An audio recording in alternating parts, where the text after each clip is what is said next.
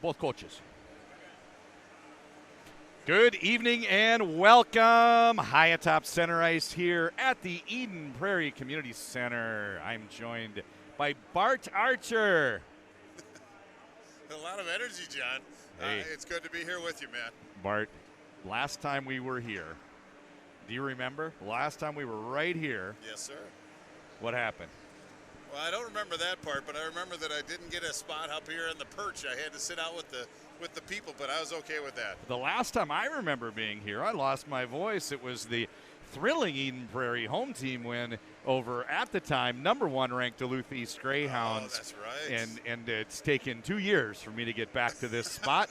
My voice has recovered, but there's no guarantee I'm going to make it through this game. We've got a good one on tap, a good one in store for you tonight. It is the Blake Bears. They just came off of a big week. They were the feature game for Hockey Day Minnesota, winners over Blaine from Parade Outdoor Stadium. And we've got Eden Prairie. Eden Prairie was everybody's preseason #1. And they're actually coming off of a loss, Bart. Yeah, in fact, Wayzata bested them 2-1. In fact, we covered Wayzata. Wayzata playing some awful good hockey. But to transition back to the Blake Bears, I think there was a little bit of letdown because they did play Benilde St. Margaret's earlier in the week. And we covered that game. It was a 1-goal game, but Blake just seemed like they were a little bit out of sorts. And as the game kind of went on, Benilde turned up the physical part of the game and kind of took control of that one. But both teams are poised to play tonight. I'm sure it's going to be a good one, John. I've had a chance to talk to both coaches. Let's play those interviews while we're getting ready for today's game. This is Moments Ago with Coach McClanahan of the Blake Bears. We're just moments before the puck drop here with Coach McClanahan from the Blake Bears. So it worked out that you had a chance to play a high-profile game last week, and now it's the following week, maybe a Hockey Day hangover. How are the Bears doing? We had a tough loss against Benilde on Tuesday. Close game. You know, we played well enough that we hoping to win, and it was an important game because they're in our section. So that one hurts a little bit, but the fellas are rebounding. We'll, hopefully we bring our best tonight, and we'll give Eden Prairie all they can handle. Eden Prairie was #1 on everybody's list on paper before the season started, and they bring a deep and loaded lineup. And is it a team that you're a little familiar with? Have you taken a sneak peek to get ready for this game, or is this just another one on the schedule? I think everybody's familiar with Eden Prairie or aware of Eden Prairie and the depth that they have. There's a reason they were ranked #1 to start the year. And so we have to be wary of that depth. I'd like to think that we have decent depth ourselves. We have a highly skilled team, and hopefully we can balance against what Eden Prairie brings us. It should be a good test for both of these teams leading up to the remainder of the season. In order to be state champions, you're going to have to win 6 straight games. Coach Smith is thinking the same thing for Eden Prairie. When you look at the run-up into sections, there's no easy outs. It's just crazy in Section 6. So what are the thoughts? I know it's your first year as head coach for the Bears leading up to the playoff run. Is there anything in particular that you're going to key on for the remainder of the regular season? I applied to get into a different section. No, it is a tough section. And our loss to Benilde candidly muddied the waters a little bit. Had we won that game, it would have been a little more clear as to who was on top, because we would have been on top. So we've got 7 games left. Most teams have 7, 8 games left before the sections start, and a lot of those are with teams that are in our section or in respective sections of each team. So these games are really important, and it's not only about the section, it's about preparing for when the sections arrive, because when they arrive, it's one, and if you lose, you're done. When this team is good, they're very good. There were 2 shutout wins over a solid St. Michael Albertville. Huge win in the section against Cretin-Durham Hall, putting Holy Family into running time. What's the secret sauce, or is it elusive? What would you do to get them to play at that level every day?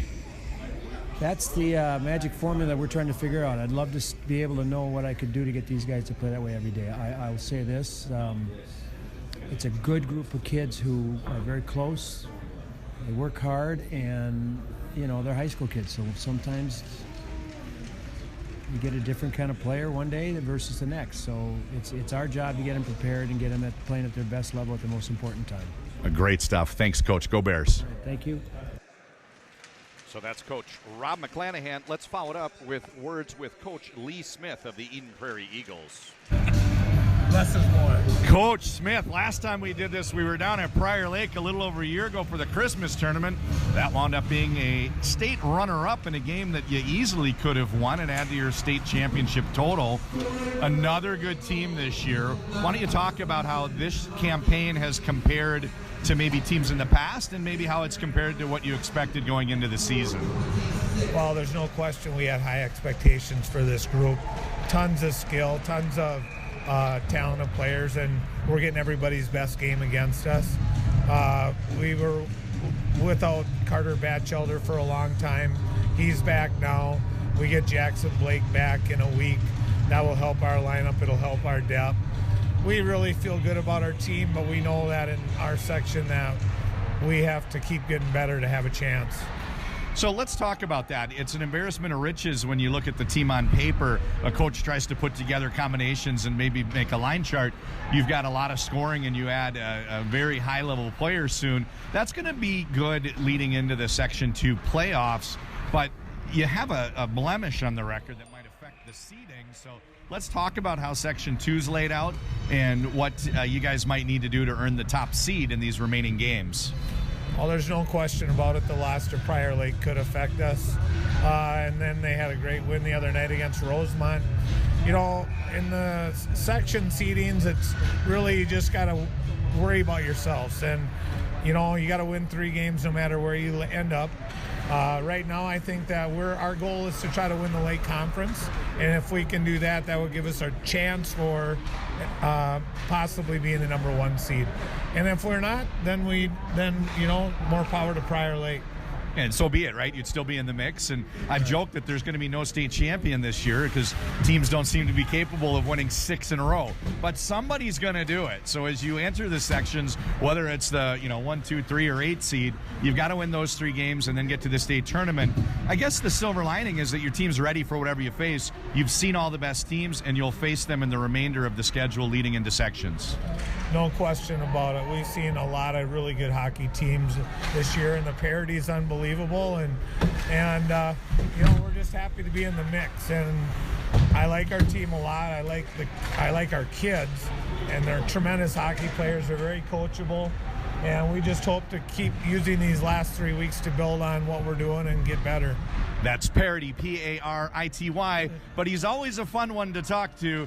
Coach Smith, good luck with today's game and the rest of the season. Thanks so much. Perfect.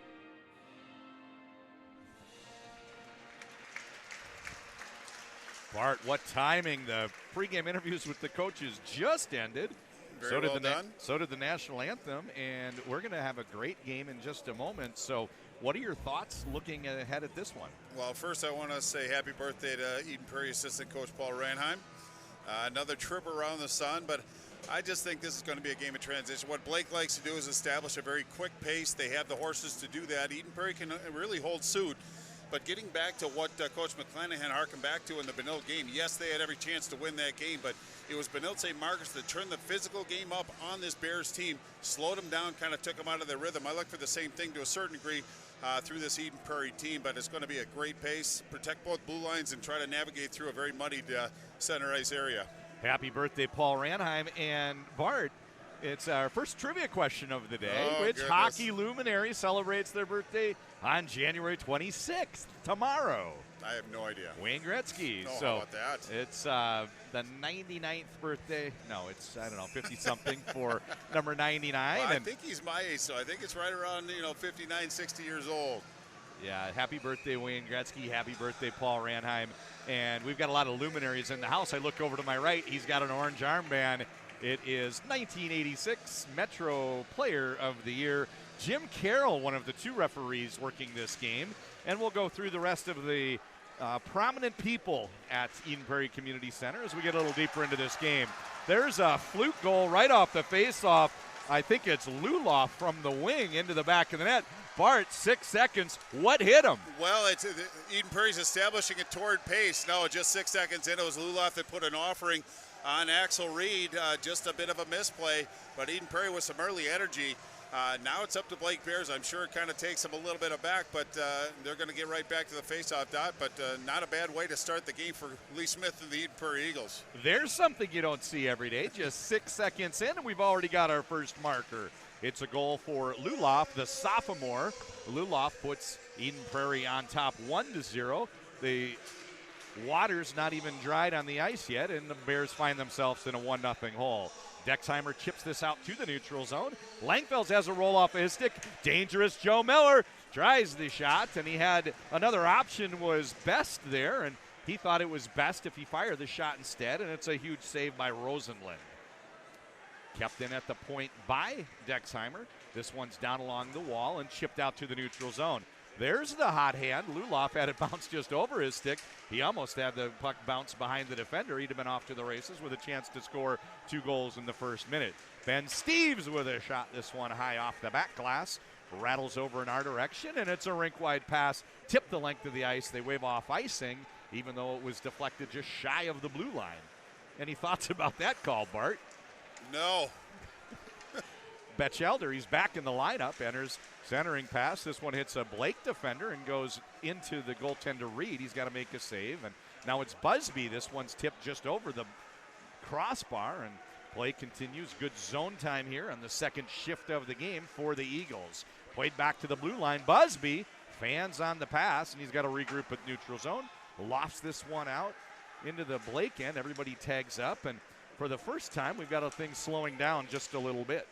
Witzke's shot. This one's deflected into the near corner, and now it's kept in, however. Good forecheck by Matsky. Matsky, just a sophomore, has had a very good campaign so far for the Bears. On retreat is Ressman.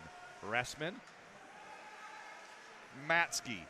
Matsky gains the red line, dumps it, and then go off for a line change. Bloom is in there first. Bloom along the far wall and turns the puck over. Pergande plays in front of the benches, and good breakout here for Eden Prairie. They loft it down, and they're content to play down in the Blake end of the ice for a little bit. Good standing him up at the blue line is Stansberry, keeps the play alive, and here's Ressman. So Bart Archer, you and I have seen most of the top teams play this year. I've probably seen Blake a little bit more. You've probably seen Eden Prairie a little bit more. I saw Blake Benilde, and the one thing everybody in attendance thought was the speed of the game was just unreal. What do you think are keys to slowing down this speedy Blake Bear attack? Well, just close the space and put the body on him. It has to have purpose, so you have to check on the proper side, stick side. But Benilde was very effective on that. And really, what it did was it made everybody put their heads on a swivel because they came from all directions. But if Blake can just stay on their game, they're going to give anybody in the state a hard time and make you earn the victory. But I thought Benilde probably their best offering so far this year. Blake Bears are in the house. They're wearing green, but not all the Blakes are on the ice today. It's the last game of the season where Eden Prairie is still awaiting the addition of Jackson Blake. Jackson's already college committed to University of North Dakota. He's going to join the team. I think he's eligible to 28th. Their next game after that is on the 30th. So it's going to be interesting to see how the lines get juggled, adding a high-end player like that. As for now, they're good 3 lines deep, and things only get rosier if you're following the Eagles. Well, absolutely, and having Batchelder come back really gives them the depth at a position where they always had it, but they can use it. But Eden Prairie just coming from all angles. Luloff has really had about 2 or 3 pretty good shots already, and that's being a consequence of being on the line with Middlestat and Steeves. He's going to get some space and get some opportunities. John with a very good scoring chance there. Left a rebound that was eventually cleared by Joe Miller. Joe Miller and John Middlestat, one player from each team, are both college committed to the University of Minnesota, as well as defenseman Luke Middlestat for Eden Prairie. This is the type of game Coach Bob Motzko might be a little bit curious in following. Yeah, and Miller has such a good release, very similar to Biondi or even Steeves on Eden Prairie. They get rid of the puck in a hurry from a lot of different angles. Holt pushes it down to the end wall, and he works his forecheck against Crosby. It's eventually brought out to the blue line. Pass doesn't connect, and Eden Prairie is forced to regroup in the neutral zone. Onto the stick of Mahoney. Bart, I was at the game on Tuesday night. Mahoney absorbed the biggest hit I've ever seen. You know that expression? That hit was so hard, his kids will be more dizzy. Yeah. His grandkids are going to be a little loopy after that, Well, one. He did get hammered on that, but he did get right back up. Plays a very forward game, too, and he's not shy about getting into the crowded areas. So we're going to say Connor Mahoney quite a bit tonight. That's number 10 in the green, so keep an eye on him. Another focused player. I like his game. He's a very creative offensive player, and down one early here, in case you just joined us. 6 seconds into the game, it was sophomore Luloff for Eden Prairie putting the Eagles on the board. They're going to need to get all creativity offensively in order to hang with high-scoring Eagles. Blake trails 1-0, and on the forecheck, it's Nelson. Bodies are flying, and the puck is broken out in front of the Eden Prairie bench. Not so fast. It's kept in momentarily by Bloom. D-to-D. They work it through Britton out to the neutral zone. Johnson pushes it forward, and now it's Pergande. Pergande's centering pass. It hits the skate blade, not the stick blade. Kai Stansberry was in that slot area, and that was kind of a dangerous moment there for the Blake Bears. They don't want to have a bad bounce, leave them 2 goals down. Stretch pass to Saber. Saber just over the crossbar, and now the Bears are working on establishing their forecheck. Down along the wall is Best. Best, Saber, and Miller has been their top scoring line thus far. 2 senior wings with a junior center. He's got the puck, and Joe Miller is always a fun one to watch. It's his 3rd year of varsity action, and seems like he's been around forever, but he's just one of those players that was so far ahead of the curve. He made a big splash, even though he was just a 9th grader for the Blake Bears. Well, when you end up spending too much focus on the Miller line, there's going to be other lines that are come up. There's a very deep Blake Bears team that can. They have a lot of finishers on this team, but I'm sure Eden Prairie's very well aware of what their challenges are tonight, and both teams are going to have to play their best game to have success tonight. In goal for the Eagles is Rosenlund. I had a chance to send a text message to his father today. We've been trying to meet in person and never had the pleasure, and I got a response back, oh, it's good, I'll be at the game, I'm running the clock. So I don't know if you believe in conspiracies, Bart, but I don't know, should the goaltender's dad be the one with the clock? I guess it's better than giving him the whistle. He might have a quick whistle to stop play. A little home cooking, is that what you're? Maybe the clock isn't quite as impactful. Oh, that's offside. Miller enters the zone, but they say that little hesitation move at the blue line led to an offside call. Well, I'm sure Joe Miller's eyes got pretty big when he gained the puck with some speed, but offsides was the call. Stop that forward progress. 10:43 left in this first period. Eagles, as you said, 6 seconds in. Tickled the twine, but it's settled down since then, been pretty 50-50. I think Eden Prairie might have just a bit of an advantage, but you can tell this Blake team came to play tonight. So, Bart, it's early in the game, and we've already mentioned a few things. We had those coaches' interviews, and let's go through some of the other luminaries in the house. Tom from the Red Line Report, they track NHL prospects. Tom is here scouting the game. We've got John Miller, goes by an internet sobriquet, a.k.a. West Metro in the house. All right, that's your first one, West Metro. We're going to give you another one before this day's up. And Bart, I knew I was in the right place. Shot comes in from Langenbrunner. Ooh. He's on that. Oh, it's a rebound tidied up into the back of the net. Carter Batchelder picks up the loose change.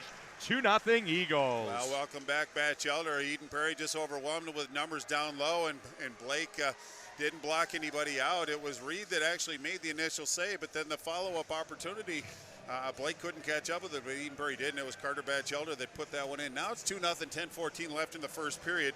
I'm not saying it's going to get out of hand, and for Batchelder, that's number 10, but Blake's got to kind of get back on the board or at least stop the forward rush of this Eden Prairie team, but Eden Prairie certainly has energy now. So, Bart, if it's a Tuesday, a Thursday, or a Saturday, and I've got some time and I'm interested to go watch a hockey game, I look at the calendar and I pick one and go pay my $7. And when I walk in, I always wonder if I picked the right game. And my answer is always by whether or not someone else shows up. He's here today. I know I'm at the right place. It's Danny Ryan, Minnesota's preeminent hockey journalist, is in the building, which means this must be there's a scoring chance down low. It's into the back of the net. There it is. Tidied up by Nelson, 2-1. Well, and that's exactly what the Blake Bears needed, just some positive energy, but again, it was Nelson, as you said, and for Nelson, that's goal number 5. So now it's a one good shot game again. So Blake Bears showing that they're not going to go away anytime easy as the players go back and console goaltender Axel Rosenlund. But 2-1 now, kind of changes the complexion. Bart, I like golf as well, and in the PGA Tour, they have a statistic called bounce back. If you make a bogey, how quickly do you respond with, or how often do you respond with a birdie? That's the hockey equivalent. They gave up a goal, they fell down 2-0, but answering right back almost immediately, that keeps it a one-goal game. We're still early going. It's not even midpoint of the first period. Well, John, sometimes par is good enough too. Well, that's true, but when you've given up that bogey, or given up the goal in this case, it's very important that they get, back in the game and don't want to fall too far behind. So credit Nelson. He's a junior forward. You mentioned 5 goals on the year. I must have been at the game where he went hog wild. He had 2, maybe 3. I think he had 2 when I saw them put Holy Family into running time, and Holy Family's not a bad team. So they've got scoring onto 3 lines deep here for Blake, and it's a good sign because what if EP has some success shutting down that Miller line who's on the ice right now? Well, it just seemed to steady this Blake Bears team a little bit. They look a little bit more comfortable, not chasing quite so much, taking a little better angle. But this Eden Prairie team, they can come at you in waves, and depth, I think, is really something that Eden Prairie has that a lot of teams can't match. I think Blake is one that's in the conversation. But this Eden Prairie team, they just keep rolling out. Now we have Drew Holt in the face-off dot against Mahoney. And Drew Holt can really scoot, and Riku Brown has some nice soft hands, so a nice blend of lines for both teams. Brown's a fun one. I first saw him in a fall midget game. I think they listed him at about 220 pounds. Coach says he's lost some weight since then, but I just haven't seen many players 16 years old with his size and his skill combination, and it's no surprise to me now that he's a varsity player at Eden Prairie that he's having a huge year. He was up from last year's junior varsity. They waved that offside. He was offside by a good stride. What was interesting is our referee, not Jim Carroll, by the way, he was waving it off before the puck even got to the blue line. And he's got a whistle, too. It's 8.5 minutes to go. First period. That's the midpoint of the first period. And here comes Batchelder. He's got 1, looking for 2. Fires this one. It slides off the pad of Reed down to the end line. And worth mentioning, that's Axel Reed. They also have Locken Reed, number 2, is a defenseman. He plays a heavy game, too. He's pretty strong back on the skates. Yeah, generally I use the first names when we've got 2 people with the same last name. Case in point, John and Luke for Eden Prairie. Matthew and Mark aren't here today, but we do have Luke and John, and Eden Prairie's now down in their own end trying to find a way out. They bring it up in front of the benches, out to neutral. This is Ressman. Little D-to-D action, plays back and forth with Jake. They enter the zone right side. Cranky's a promising freshman. His shot goes wide. Played in front of the benches. Puck is bouncing. Nobody can quite locate it until it's dumped back in by Cranky. He's about 6'3", and he's just in 9th grade. He's a very promising young prospect for the Bears. Sweeping on an overlap is John. John enters the zone. Puck is bouncing and takes a crack at it on goal, steered aside by Axel. Now it's broken out by the Blake Bears. Onto the stick of Will. Another situation. We've got Will Svendal. I was just going to use Svendal all night, but I just saw last shift that actually was 26. Jake Svendal playing as well. So we've got a Svendal, Reed, and Middlestead. Is there anybody I've met? Oh, Stansberry. There you go. We've got 4. And Langfells has an older brother that left. Yep. He's now with the New Mexico Ice Wolves. I watched their game last night from Alaska. And I think Jake Casey has a brother that plays that sometimes gets brought up as well. But I think they kept him on just to keep things a little simplified for me anyway. Yeah, they were not concerned with John and Bart, or I'd have been able to make the line chart, right? I will say Blake has the shortest last names. When I went to type something up, they don't have anything that's more than 1 syllable, it seems. Luke enters the zone, pushes it, runs into Dexheimer. Dexheimer pushing the puck toward the right wing, but can't quite find a way to get it on his stick. And I realize right now, Bart, I've got 1 player I didn't add to my roster that's getting quite a bit of ice time. Let me locate number 20. That is, Miller. Casey. No wonder. I think. Oh, well, Miller. Miller's on a different line, I think, is what happened. Entering the zone zone is Best. Best has Saber. It bounces over his stick. Pass came in a little bit hot. Broken out to the neutral zone. Luloff to Busby. Busby, short pass to Steve. Steve's with a dipsy dangle and centering pass. This one doesn't quite connect. And 2 passes. Blake's out of the zone, but not without rolling off of the stick of Busby. Mahoney with a shot up into the back netting. Well, I thought there was a chance Carter Batchelder was going to get an interference penalty, stuck his hip out, knocked down. It would have been a 3-on-2, but he basically balanced those scales with a very subtle hip check. It's a good play if you don't get caught, but face off deep in the Eden Prairie zone, 5:35 left in this first period. Play settled down a little bit, but Eden Prairie holding on to that 1-goal advantage, but an offensive zone face off for the Blake Bears. In the circle is Nelson. He wins the draw, but falls into no man's land. None of the defenders stepped up to pick it up. That means Brown's broken it out, takes it down to the end line, uses that big frame to protect the puck, and plays it back to the right point. That's over to Langenbrunner. We haven't called his name yet.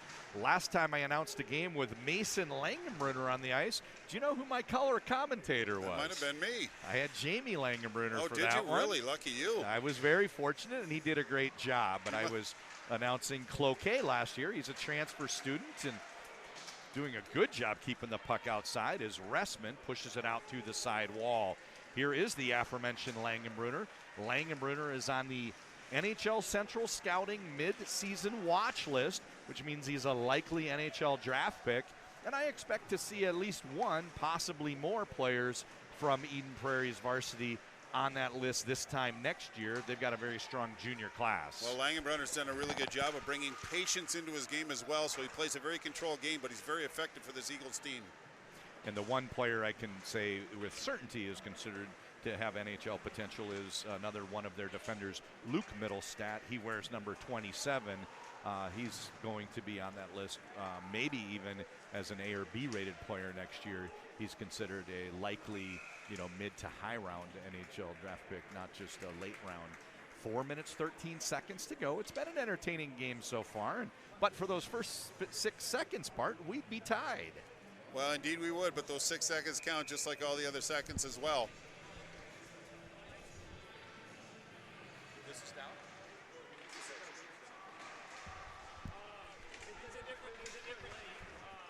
Oh, stretch pass to Steves. This one hits the stick and covered up by Reed. Gets the cover, and we have a stoppage with 4:03 to go in the first period. I think Axel heard some footsteps and it was Steves closing fast. Took his eye off the puck, and then the puck carried him out, but he covered it without any problem at all. 4:03 face-off to Reed's left. It's a small hockey world, Bart Archer. Steves played last year with the Oakland Grizzlies. They're not in Oakland, California. They're in Oakland, Michigan. He played on a very high-powered 16U team. His teammate, now with the U.S. national team, Ethan Strachey. Ethan Strachey was a teammate of my son's back in Pee Wee's, so it's like 2 degrees of separation. We didn't even need 6 like Kevin Bacon. Down into the corner, it's a clean breakout to Steves. He plays it to Luloff. Luloff gains the blue line, brings it in wide. He's got 2 Blake defenders rubbing him off, and it's picked up by Will. Will out to the blue line, red line, blue line. Anderis spins wide. He's got 2 guys in the slot, but can't locate either one. Goes past Saber and Miller. Saber down in the corner. Pinching up to help on the forecheck is Witzke. Nice clean breakout the other direction. It's Pergande. Pergande to a trailing Langenbrunner. What a beautiful pass from Langenbrunner.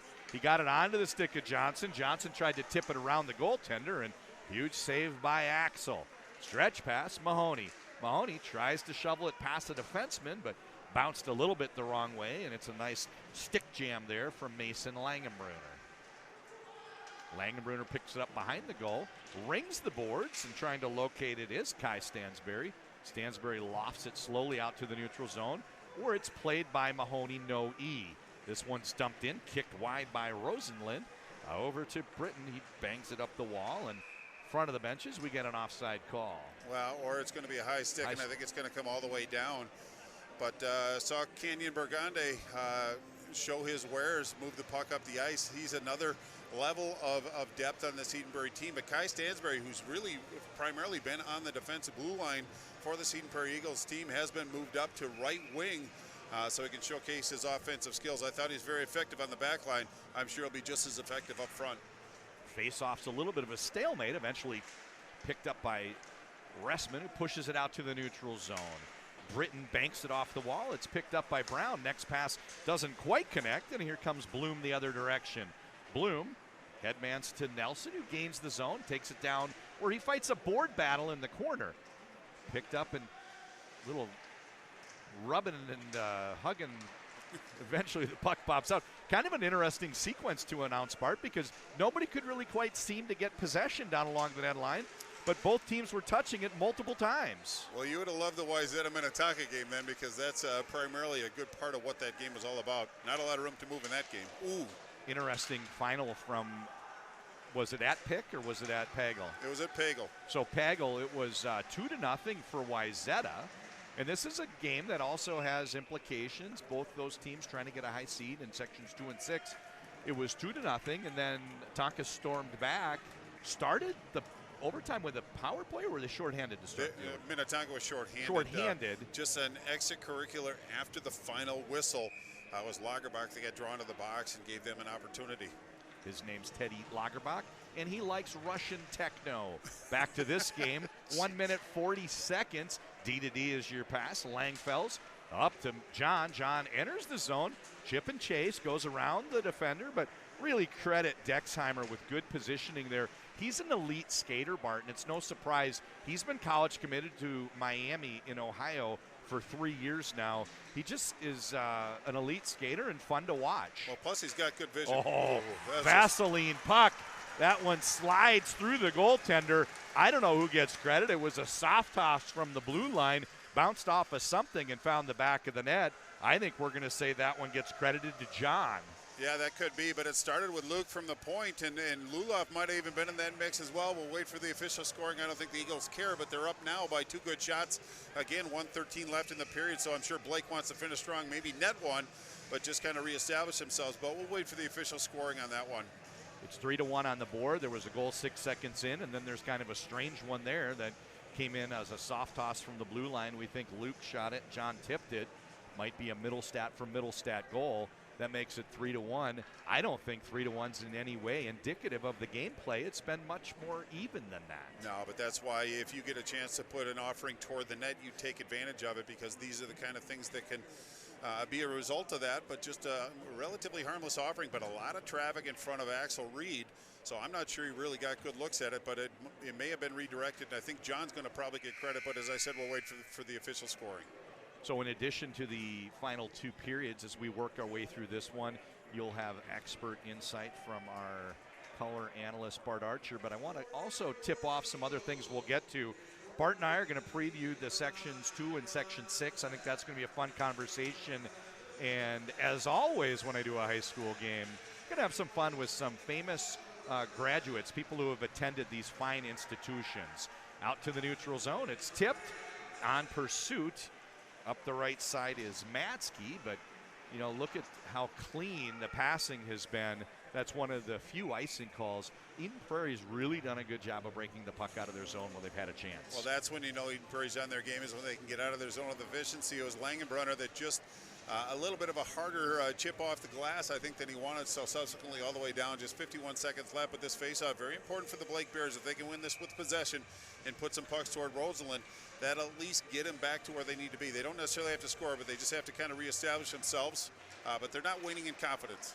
Speaking about faceoffs in the Blake Bears, there was a sequence. They were down a goal to Benilde in the last minute and 15 seconds, and they won 5 straight faceoffs. Finally, eventually they lost one. I think Bassan might have finally got one. Jackson Bashan, he was having a tough time in the dots, but he won it when he needed to. Well, I think he only lost one of those 5. There were different. Oh, good scoring chance there. It was Saber coming up the right side. But just collectively, the team lost 5 straight. And every time the puck was iced, came back into the Benilde end, it stayed in the end because they couldn't win the draw. Well. And then if they did get the puck on their stick, they'd ice it again. It was such a crazy sequence. So that really extended what were the final 75 seconds of that game. Something to keep an eye on, because generally in a close game, little things like winning faceoffs can be the difference. Well, I think Carson Limesand really played so well to keep his team on the winning side of that ledger. But Blake had plenty of opportunities. In fact, Miller point blank, I think, in the waning moments of that game. But it was Carson Limesand who made a couple challenging saves in the last couple minutes to keep the victory for Benilde. Axel leaves it for Will. Will breaks it down in front of the benches, and it's Witzke out to neutral. Plays a lofted pass. Matsky the intended target. Matsky gets down to the corner as time expires, and that's going to do it for the first period.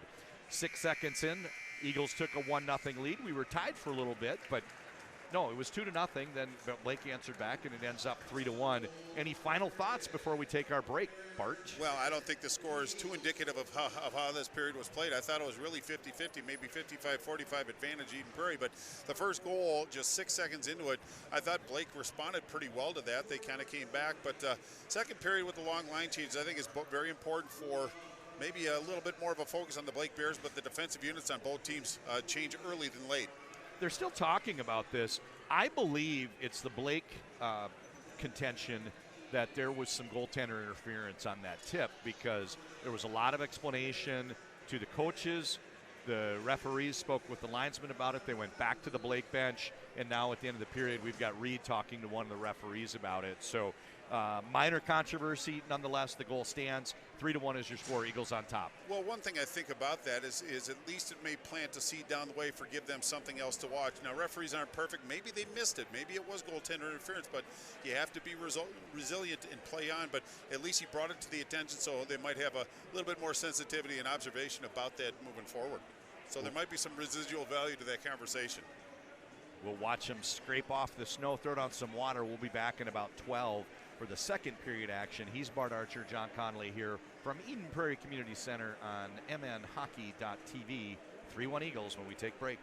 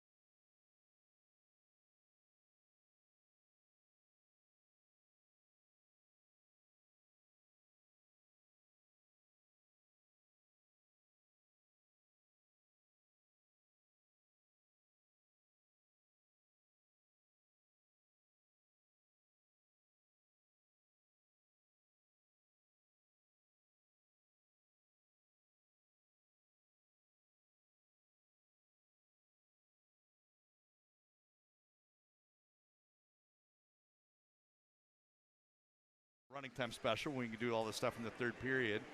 And for those that just joined us, it's been an interesting one because it was a goal 6 seconds in by sophomore Luloff for Eden Prairie, making it 1-0. They opened up a 2-0 lead.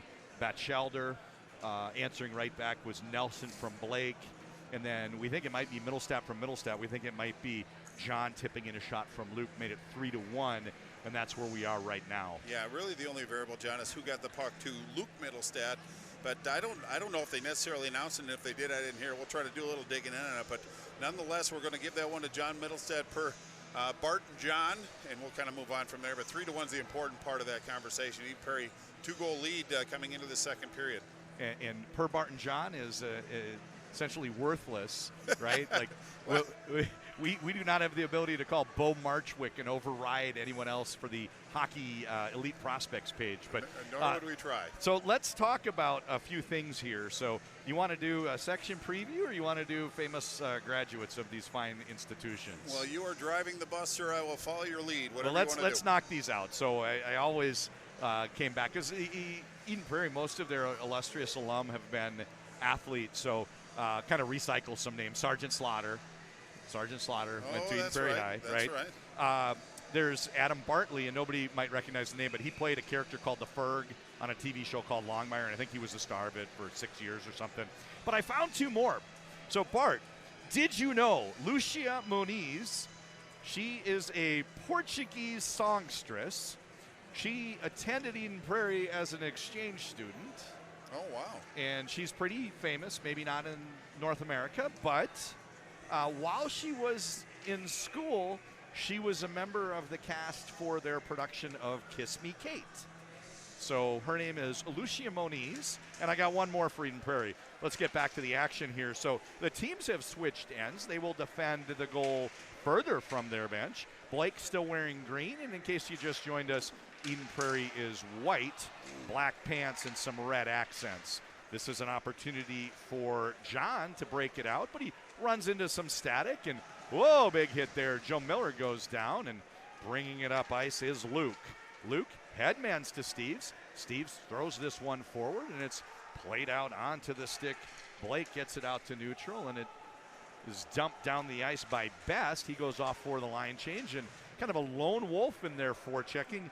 Miller tries to keep the play alive, waiting for some reinforcements, but a little late, and it's an easy opportunity for a breakout. And look at that major laser from Luloff. Wow, Luloff changed the angle. He cut at the blue line, went to his forehand side, and just let a laser go, as you said. And I think it caught Axel Reed in the mask, and it deflected off the mask up and out of play. So the faceoff is going to be, boy, insult to injury. Faceoff is going to be to Reed's left, but that was a cannon by Luloff. I don't think that's anything that we've seen so far this year. Just a sophomore, he can fire the puck, and it's kind of the modern game. Nobody seems to have a weak shot anymore, Bart. No. You're not going to play long if you do.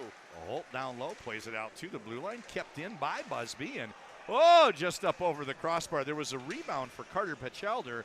He saw the goaltender down and had a little bit of space below the crossbar, and this one just sailed just over the crossbar into the back netting, means a neutral zone faceoff. Well, Carter Batchelder along with Riku Brown and Holt. Holt and Batchelder, the speed of this, but don't undersell Riku Brown, deceptive speed. So a lot of soft hands on this line for Eden Prairie.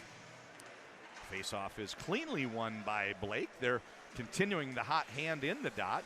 Mahoney runs into some static at the blue line. It's Langenbrunner that stands him up. They break it up to ice to Holt. Left side, Brown walking it through, gets around the defender and into that danger zone, but it's bounced off his stick. And now it's broken out for Matsky on Blake. Blue line takes it in wide, runs into Busby. Busby, he played varsity 2 years ago when we did these games, Bart, but he took a little detour. He played midget hockey for the Colorado Thunderbirds last year, and now he's back. Well, sometimes you want to just get a chance to play, but he's been a contributor to the Eden Prairie edition this year. Langenbrunner has it pushed off of his stick. Jake out on defense. He's partnered up this shift with Locken Reed. Locken takes it from Axel, breaks it up left side. Witzke ridden off the puck, and at the neutral zone, Pirgande plays it over to Britton. In front of the benches, this one's lofted down, glove save Axel. Axery caught that one on the short hop just like you're conditioned to do, but just a harmless dump in. But the Blake goaltender didn't want to take any chance. I've always said, John, during the second period, if goaltenders have a chance to freeze their puck, they're going to take that, give the coaches the opportunity to make the line changes as needed. 14:58 to go. We're just Chuck Woolery into this period. Bart 2-2. Got it. Face-off is won.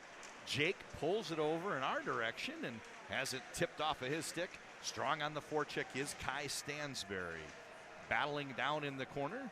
We've got Chuck Woolery again, 2-2, 2 from each team. Eventually pops out to Pregame, and now sweeping is Jake. Jake runs into that heavy forecheck. Real good job, Pregame on Eden Prairie, doing everything he can to keep this zone time going, and with a strong forecheck like that, it leads to good things happening. Pregame fans on the pass. He was looking for Casey on the right point. Pregame now takes it behind the end line, and it seems like you get more tired defending than you do attacking. So keep an eye on Blake to kind of deepen this shift after being pinned into their own end. No, that's definitely true. You expend more energy reacting than you do pushing the play. And Eden Prairie can run off a little adrenaline as well, but Blake is going to get fatigued. That's why the line changes are very important at the proper times. In second period, things are so pronounced because that attacking team, let's say they give up the zone, somebody just has to take 2 strides to get to the bench. It's very hard for the defending team to send players off even if they gain the neutral zone. Well, it does change the dynamic a little bit, but both teams pretty good in the second period. In fact, this Blake team is plus 19 in the second period, and Eden Prairie plus 17. So by far, these are the 2 teams' best offensive periods. So something's got to give, but 3-1 is where we are. Miller in the circle with a clean face-off win. They ring the boards over to Best. He can't find a way out, and now it's Luloff down behind the end line. Luloff, spin and counter. He's over pinned up against that Tria advertisement. Good job selling the Dasher boards here, Bart. They've sold just about every inch of available space. And good revenue for that Eden Prairie Community Center. Out to Saber. Saber trying to get to the neutral zone. He's a strong forward. He wins that battle, and now the captain enters the zone. The puck came right back to him. Save from Rosenlund. Goes for the cover. Can't quite get it. This one rings out to the blue line, and nobody home. It's out to neutral, and on retreat is Will. Will pushes it up ahead. Played by Best over to Miller. Miller picks it up in front of the Eden Prairie bench, gains the zone, and hits Best. Best to Saber! Off the Post. What a beautiful move. It's into the back of the net. Oh, my God, Bart Archer. It crawled over the goaltender, dropped down to hit his backside, and rolled into the goal. 3-2. It's a goal for Blake when they needed it most. Well, indeed, and that was from the half wall on the right wing side if you're a Blake Bear fan. Roseland made the initial save, but from Dexheimer, the velocity of the shot or the forward force of the shot rolled up and over Roseland, and it went into the blue area. But yeah, that's a shot in the arm that the Blake Bears needed. Now we're back to a 1 good shot game, but I'm thinking that's Dexheimer with his 3rd. But what a big goal it was for his Blake Bears. Just imagine that discussion. And head coach that's been in the locker room before where there are big speeches during big games. Coach Rob McClanahan probably talked about how important getting that next goal was. If they didn't, they'd fall down 4-1. Instead, we've got a 3-2 game, and here comes Mahoney. Mahoney gains the zone, but it's a slashing call, and seemed like on Tuesday he was beaten around like a rag doll, never able to draw the call. Today, a little slash there, loses the stick, and Blake's got some momentum going on the power play now. It's Batchelder going off with a slash. Well, indeed, not the answer the Lee Smith and the Eden Prairie Eagles wanted, a stick penalty. But it is going to be Carter Batchelder in the box for 2 minutes. 12:32 left in the second period. Blake on the power play. We talked about Blake on the penalty kill, but their power play is at 32.1. Penalty kill for Eden Prairie, 89.1. Best plays this to Svendal, 2 Ds. Now it's down to the end line. Nelson, Miller. Miller surveys the situation. Back to Svendal, over to Dexheimer. Dexheimer, Miller. Miller back to Will Svendal. Best. Svendal. Shot. Oh, deflected just wide. And now it's cleared out to the blue line. Not quite out of the zone the first time. Second time's a charm. Here comes a shorthanded Eagles. Bringing it up ice is John. Pushes it down to the end line and loses it over to his future college teammate, Joe Miller. Miller, blue line, red line, and blue line. He enters the zone and fires a shot. This one gets deflected down into the corner, and Nice clear out here from Eden Prairie. It's a short pass to John, and John fires it the rest of the way. And Eden Prairie changes its forward units, and so does Blake. There's 1 minute to go in this man advantage for the Bears. And I think one of the biggest things that separates good from great teams is their zone entry on power play. If you can never get a clean zone entry, it's hard to establish any power play time, and 2 minutes runs off quite quickly. This was an example. Mahoney brought it up through the neutral zone. It kind of rolled off his stick while the puck entered the zone. They've never been able to gain possession. Took him about 20 seconds to get possession, and now there's just 30 seconds to go in this man advantage. Dumped in deep. It rings behind the goal, and this is pushed forward to Luke, who can't quite find a way out. Blake now doing a good job showing their forecheck. Rolled out top on the blue line. That one comes in just wide from Lockenreed. Shot. This one gets knocked down. It was a tip from Bloom, but he tipped it wide instead of on goal, and that's going to do it, Bart. 2 seconds, 1 second. Penalty has expired. Batchelder's back, and Eden Prairie's full strength. Holt to Luke. Luke pulls this one around the defender, takes a shot, and they say it went into the net. What happened, Bart Archer? Luke Middlestat makes it 4-2. Well, the referee was actually adamant about it, but it was Middlestat who just kind of checked up and tried to change the angle on that one. Went far side blocker, and apparently it got under the bar of Axel Reed, and they're going to credit him with a goal. There's no review or no replay. We can't go to Toronto on it, so we're going to have to live with the decision. But it came in and came out. I thought it kissed off the crossbar, but the referee was in good proximity to make that call. Very definitive about it, but it's Luke Middlestat is going to get credit for that goal, and it's going to be goal number 4, but what a big goal it was for his team. Now they're back up by 2, 10:23 left in the second period. Chelsea Daggers, the goal call that they the goal horn that they have here. Now we've got a little bit of a pause as they're going to talk about it a little bit. I'm not sure what can be done, but Jim Carroll talking to No, there's nothing that can be done. I mean, the train has left the station, so to speak, in that respect. But now it's up to Blake to kind of get through this, just reset and get back to doing what they were doing. They were being very, very effective at getting some shots on Rosalind, but they're just 2 good shots down. Don't change your style of play. Just keep playing aggressive and keep playing smart. A tidal shift. Oh, boy, what a hit by Shepard. Big hit. A tidal shift in the momentum, Bart. It was 3-2, and Blake went on the power play 2 minutes later. As soon as they got it killed, Batchelder comes onto the ice. Holt's entering the zone. Couple, short passes, and then it evidently grazes the twine and gets counted for a goal. I didn't see it from my distance here. Well, like you said, our referee had a good vantage point, but that makes it 4-2. He was very definitive about the call, but a lot of times if you have a power play and don't score, you can kind of feel the energy sag in your bench, but if you kill one off at a big time, it can give your bench some energy too, and that might have been a result of that. Best is in the face-off circle. This is a little different wrinkle. We've got Cranky over on the right side. Joe Miller centering this shift. Cranky's going to bring some mass and some muscle. He's a very large forward out there now, getting some top line time paired with Best and Miller. I'm curious, I noticed that they use Nelson on the power play. We'll keep an eye out. Is it possible that maybe Saber got hurt? Nope, there he is. Saber's now out. Good. Now Saber goes back off because Best and Miller were coming off. And, down goes Batchelder, and they say it's a hand pass, but he kind of took a stick up in the grill and his head snapped back, and almost wondered if the referee had turned his back and didn't see what just happened. Well, I think Batchelder kind of sold that one a little bit as well, but I think it was Dexheimer that they just kind of came together. Dexheimer might have got a little aggressive, but nothing too extraordinary, but Batchelder went down, slapped his stick, trying to draw attention. Good effort. You'll get points for effort, but the result isn't what it necessarily wanted to, but face-off now to Axel Reed's left. John is in the face-off circle. Luloff to his left. Steve's to his right. He wins it back to brother Luke.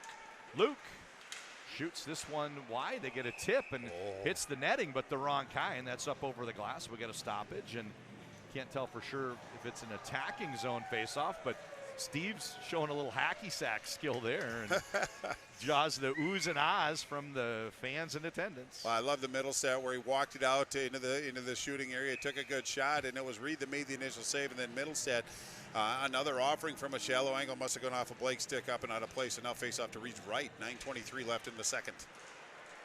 Face-offs one straight onto the stick of Cranky. Just a freshman enters the zone, leaves a drop pass Played over to Bloom. His shot goes wide. This is picked up by Johnson. Johnson leaves it for Britton.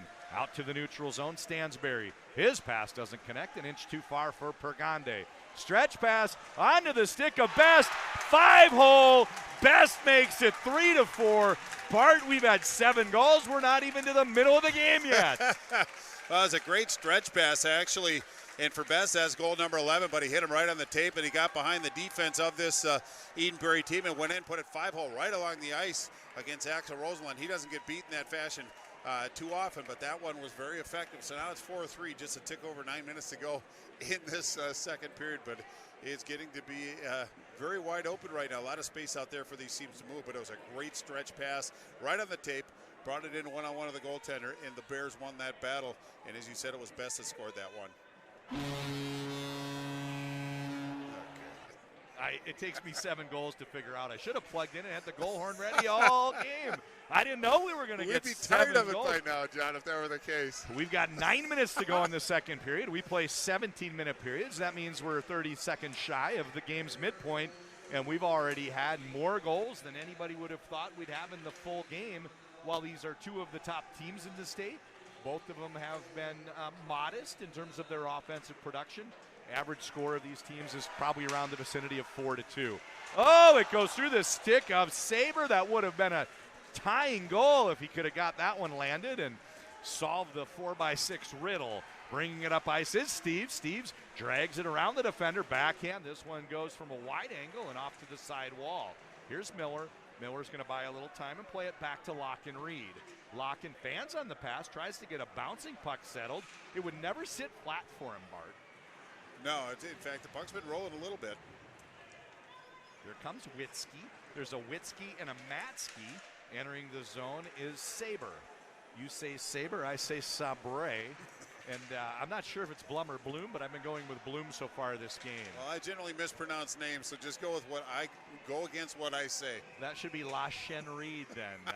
I don't know, Locken Reed, Lachen Reed, Laken Reed. He goes off. It's going to be a tripping call, I believe. Yes. This leads to a Eden Prairie power play. They have an impressive power play, no doubt powered and fueled by that high skill level. They enter this game with 6 players already college committed, and I think consensus is that Drew Holt won't be far behind. No, in fact, whoever gets Drew Holt on their roster is going to have a pretty nice little player. He's going to be in the face-off dot. Looks like it's going to be against Matsky, but very important time for this Blake Bear team. Langfels is the intended target on a clean face-off win, but it goes through the uprights like a Blair Walsh field goal. No, you said through the uprights. I'm a Blair Walsh fan. No. I'm a Blair Walsh fan. Well, we found one. What was the story that the Vikings got rid of Daniel Carlson after one game, and then he had a record for the Raiders last year. Only missed 1 kick. It was like the highest ever. So depending on which sample, the kickers are either good or bad. But I'm a Blair Walsh fan. I'll use that reference with pride. Okay. But I know Zimmer's not a huge fan of the kicking game. Oh, they hate kickers in Minnesota. 7 minutes to go in the second period. Here comes Holt. Holt dumps this one down into the corner, and now it's played by goaltender Reed up over the glass, and we get a stoppage. The birthday boy, Paul Ranheim, the intended target for that pass. Well, hopefully he didn't get any bruises on that for his birthday, but it was Reed that made a decision. I like the definitive decision on that one. He just took control of the puck. Even though he sent it up and out of play, it allowed Coach McClanahan and Coach Lee Smith to put some fresh bodies on the ice, but just 1:11 left in the penalty to Locken Reed. Face-off is won. Steves has it on his stick. They lead 4-3. They've got a 5-on-4 skater advantage. They've got the zone and 1 minute left in this power play. Everything seems to be going the Eagles' way right now. And here's Steves, gets around the defender and takes a shot that's kicked out to Best. Best gains the attacking zone shorthanded and makes it a little entertaining as he does a little Kenny Wu maneuver before losing the puck. Here comes Luke. Luke, blue line, red line, hesitation, blue line, gains the zone and goes on a bit of a guitar solo. Takes it down to the end line. Short pass Steves. Steves out top to John. John to Steves. Steves tries to use the defender as a screen and hits him in the leg pad. Good job by Jake getting in that shooting lane. Played back to John. John down to Steves. 15 seconds to go in the man advantage. Luke plays it over to Busby, and a little bit of excitement there as they make the save but no cover. And trying the one-timer, puck came in a little bit hot. Middlestat couldn't get a stick on that one, and down to Luloff. Penalty has expired. The Bears, kind of that moment where they're trying to get their structure back in. They're still pinned into their own end, but we'll see how quickly they can get fresh personnel out. These skaters got to be tired, and they get the whistle they need with a cover by Axel. Well, as John Middlestat on the right-hand half wall, saw Busby wide open on the other side, threaded to pass through some traffic, put it on his stick. Nice redirect, but Axel Reed, nice side-to-side, growled that one up, held on to it. But pretty good kill by this Blake team. Obviously, pretty good zone time by Eden Prairie, but they really didn't get down into that threatening zone too terribly much, so good kill by Blake. Absolutely, both teams with the good kill, because you'll remember Eden Prairie successfully killed their penalty as soon as they got back to 5-on-5. They got the goal that made it 4-2. It sits right now at 4-3. Here's Crosby. Crosby's pass onto the stick of Mahoney. Mahoney plays Matsky, and he misses Witzke by about a foot. That goes the length of the ice. We get a whistle, face off back in the Bears' end. Wow, it would have been a pretty good exit if he could have just gone tape to tape. They would have come down perhaps with a 2-on-1 and turned things up on Axel Rosenlund. But just 5:10 left in this period. Both teams just want to stay out of the box, play it the right way, but if you get a shot, take it. It's that kind of game where don't try to make the fancy play, just put the puck on net and then get after it until you hear the whistle. Pergande with a face-off win back to Langfells. Now they get it to Stansberry. Stansberry back to the blue line. Langfells turns the puck over, and it's chipped out, but he goes up for the jump ball, knocks it down, and regains the zone. Spin move, turns right into the Blake defender, and Matsky manages to toss a slow roller down. It's not an icing call because the puck was moving so slowly. I think they waved it off.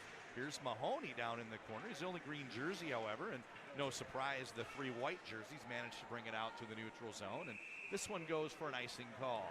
I think Eden Prairie just needed to relieve a little pressure. It was Langenbrunner that was being chased by Matsky, and he was very effective down low.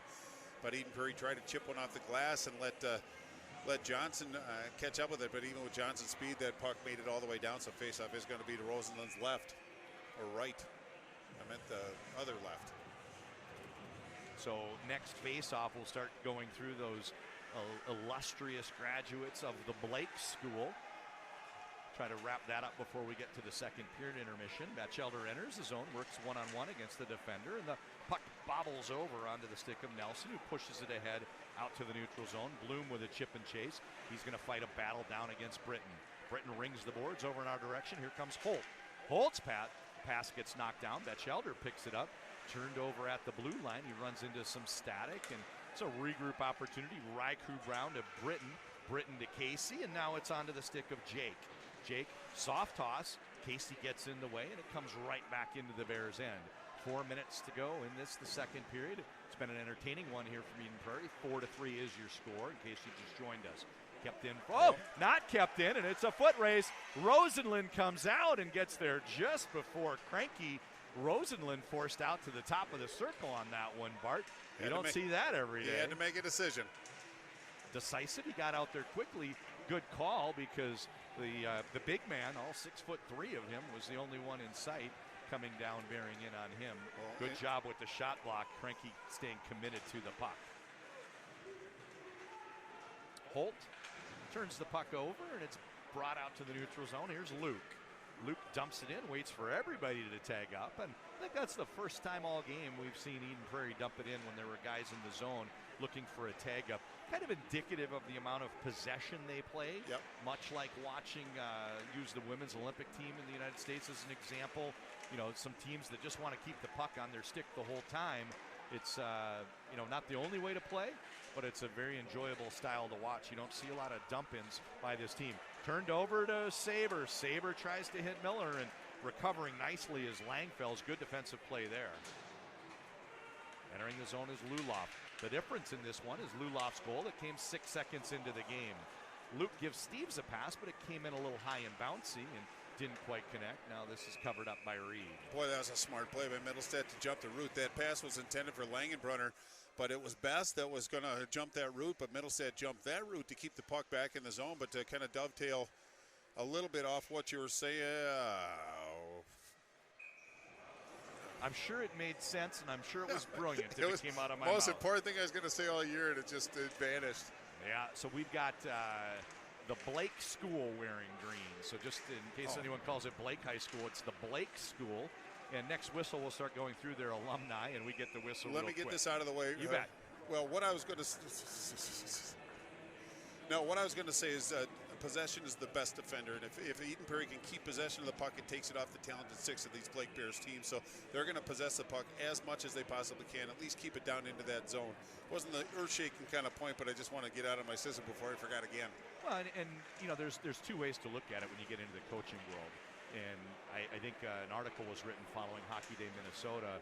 The Blake coach, Coach McClanahan, hates dump and chase, but he found the conditions with the outdoor game necessitated it, where they were just gaining the red line, firing it down, and as a result, had to kind of grind out a win. Historically, you know, going back to when we played our hockey, that was a Canadian style, you know, pucks in deep and really try to put the pressure. Then we mentioned how in Prairie, they don't throw the puck away. Oh, trying to get it out into the slot. Good scoring chance there. If it would have just rolled a little differently for Matsky, it kind of rolled away from him instead of toward him. Well, it was a very heads-up play by Miller because he used that net as a deflector to get the puck out into the scoring area. So very adept play by that young man. Oh, holding it in at the blue line is Reed, Lock and Reed. Now it's back to Crosby. Crosby, snap pass. This is onto the stick of Mahoney. Rink-wide pass, just a tiny bit too far for Matsky. Matsky dumps it in, and Blake completes their line change with 1 minute to go in the second period. 1 minute to go in this, a 4-3 game. Out to neutral, grabbed by Bloom. Bloom turns it over and picked up by Holt. Holt dumps it in, and they try to establish their forecheck. This is broken up in our direction. Bloom gets it to the neutral zone. Here's Luke. Luke absorbs that big whack from the lumberjack Nelson and eventually got the puck down to the end line. And we talked about the possession game they like to play, and the next shift there were 2 dumps subsequently, and all of a sudden it's a much different tone to this Eden Prairie Eagles team. They turn it over to Cranky. They stayed onside. Great play. What a great play. The presence of mind from Nelson to extend that foot. Got it back onside. 10 seconds to go in the period, and that's how it's going to end. 4-3 is your score after 2 periods. So as we go to break, I just want to run through these real quick, Bart. The Blake School, not Blake High School. It is the Blake School. They're known for a lot of people that have done some pretty cool stuff. So we've got comedy writers Franken and Davis. Saturday Night Live, there's one. CNN reporter Poppy Harlow is a graduate of the Blake School. And here's 2 more. Movie director George Roy Hill. He liked to work with Paul Newman and Robert Redford. He did not only Butch Cassidy and the Sundance Kid, he did The Sting, Slaughterhouse-Five, The World According to Garp. He also did a hockey movie called Slapshot. Oh, I might be familiar with that. Slapshot is from Blake School. And the last one, and I don't know if you have anybody to add to this list, but Katrina Lake. She is the founder of a company called Stitch Fix. And at Stitch Fix, she's done very well, and she's on a list of one of the wealthiest self-made women. I think she's in her late 30s, so I don't think it's quite as big of a deal as the Spanx lady, but she's in that vein. And I realized I left one out from the Eden Prairie list. Rick Rose is an interesting background. With his wife at the time, he had some patents and launched a jewelry company for her. He's also been an actor, and there's a magazine in Los Angeles called Angelino Mag. Eden Prairie graduate Rick Rose made a list of the most stylish men in the greater Los Angeles area. And that's saying something. Wow, yeah, he had his work cut out from him, especially in L.A. That's tough competition, right? Like, if you were the most stylish guy in Los Angeles, just imagine what it's like downtown Minneapolis over by I wouldn't Parade even be and on Dunwoody. others receiving votes. I wouldn't even be in the conversation, but very interesting stuff. So we come back for the third period. Bart's got a few more shout-outs, and we will do our section previews of 2 and 6. In addition to this conclusion of an outstanding hockey game, Eagles 4, Bears 3. We'll be back in about 12.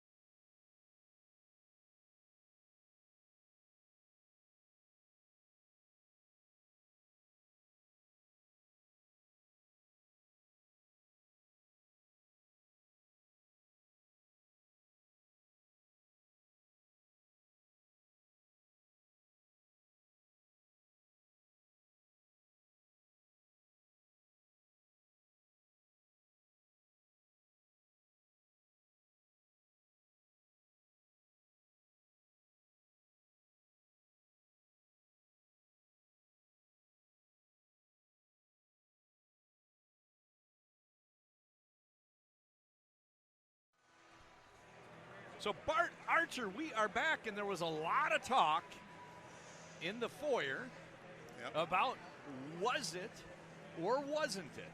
Well, we looked at replay, slowed it down to as slow a motion as we possibly could, and we came to the determination that it did go in, and it came out, and the referee's proximity was perfect to make that call, but that didn't mean we answered the question, but we said it's more likely that it went in than not.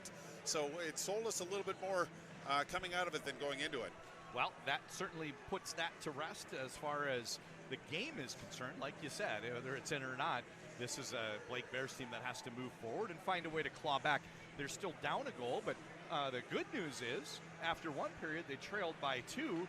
They won the period, and they're showing that they're able to get some scoring chances. Well, the important thing is coming into the Eden Prairie Community Center is not an easy place to play. So coming into a hostile environment and actually having 3 goals on the board after 2 periods is something that not a lot of teams can claim to do. But it's been a tightly contested game. But Blake, it just seems like when they get their opportunities, they're pretty good opportunities. But this team can fly, and their zone exits are getting better as this game is going on. But it promises to be 17 minutes of excitement. I'll promise you that. Do you know what time it is? Is it trivia time or what? Oh, even better. You weren't going to get out of here. Oh, I am. You were not going to get out of here with it.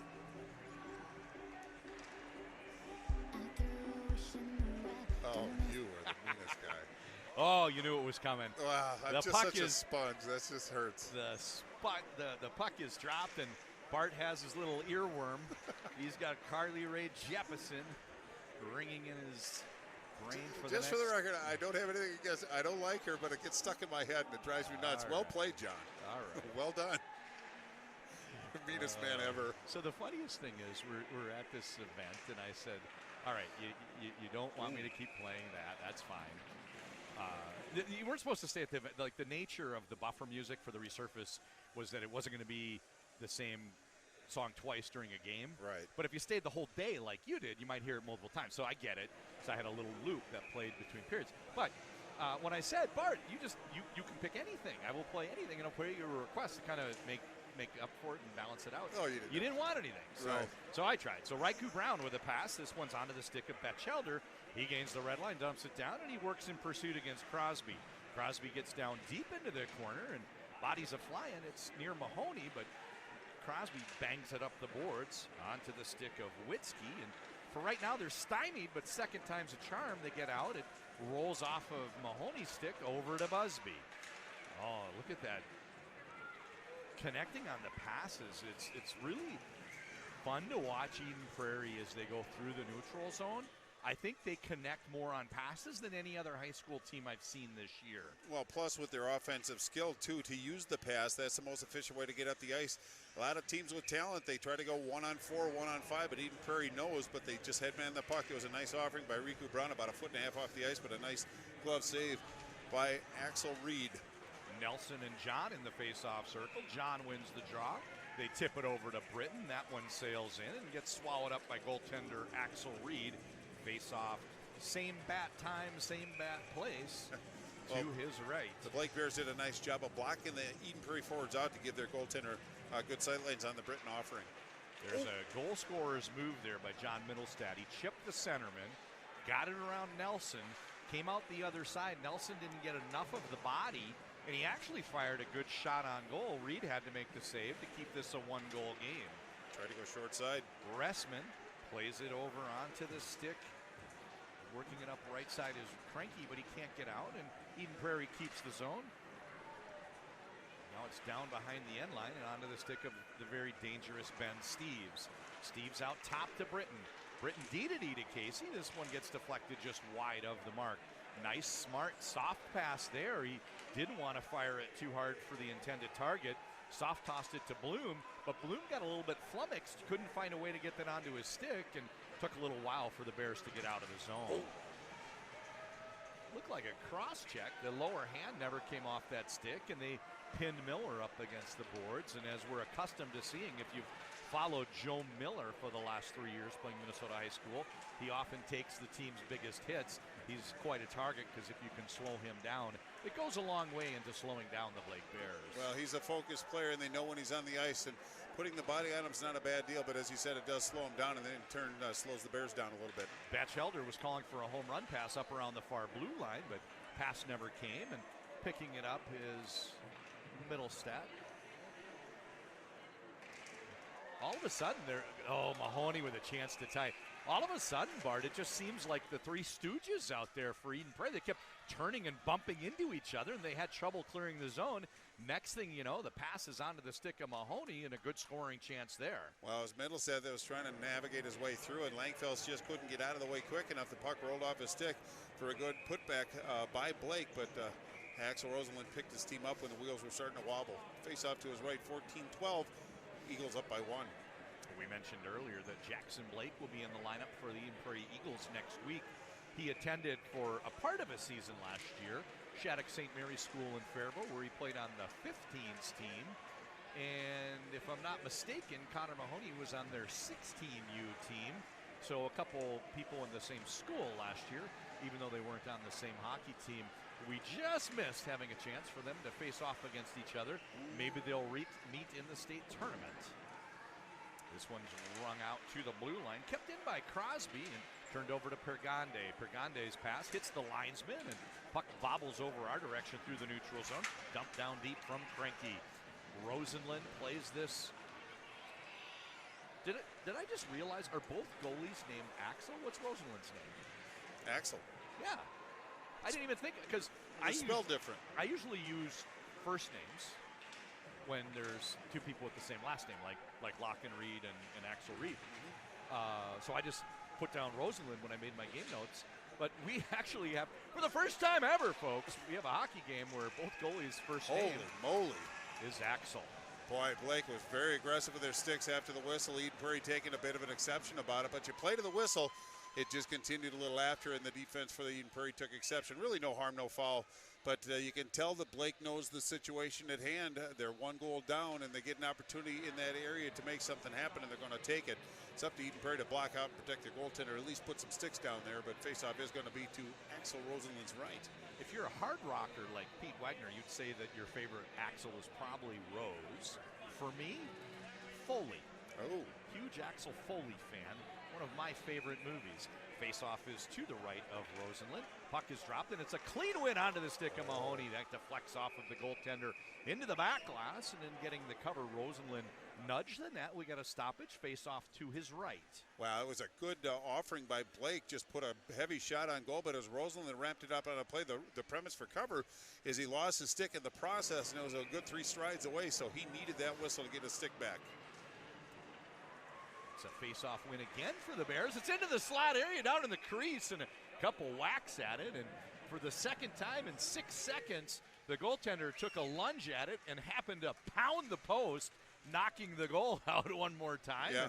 It's something where they may want to go get some water to ice that down, or maybe get a bigger drill and run the bit a little bit further, because that net keeps getting nudged. Well, that just means that Blake is getting into that area and causing some stress, but Axel Rosenlund, he's been around long enough to know that if you knock that off, it can relieve some pressure, some trying times. Luloff ridden off the puck by Will, and that body check leaves the puck for Joe Miller. Joe with a counter move, spins, goes back behind the goal, breaks it up in front of the benches. Here comes Will. Will signed a tender earlier this year with the Minnesota Magicians. Don't be surprised if he's playing hockey post-high school in the North American Hockey League. This is played back to the point. Dexheimer can't quite keep it in cleanly, and that allows Steves to get out to the neutral zone, works a one-on-one, and a real good play there by the aforementioned Will Svendal. Dexheimer onto the stick of Miller. Miller's such a great skater. Oh, it's a tip down low by Dexheimer. Oh, my goodness, that would have tied it. Dexheimer goes for the stuff, and covered up by goaltender Axel Rosenlund. Face-off will be down in the Eagles' end, and real testament to the pressure that Blake has been able to put on so far this period, Bart, is I seem to be looking only to my right this period. We're 5 minutes in, and most of the action's been over in that direction. Well, indeed, if you're Coach Rob McClanahan, that's exactly what you want to see, but a lot of play down in the Eden Prairie zone, plus they're getting in tight. Eden Prairie's defense as a group, not just the defensemen, they're going to have to protect their goaltender a little better because Blake is getting into the danger zone more often than not, so Eden Prairie's going to have to tighten up their own zone game. Eagles with the face-off win. This is Holt. Holt takes it all the way down to the end line.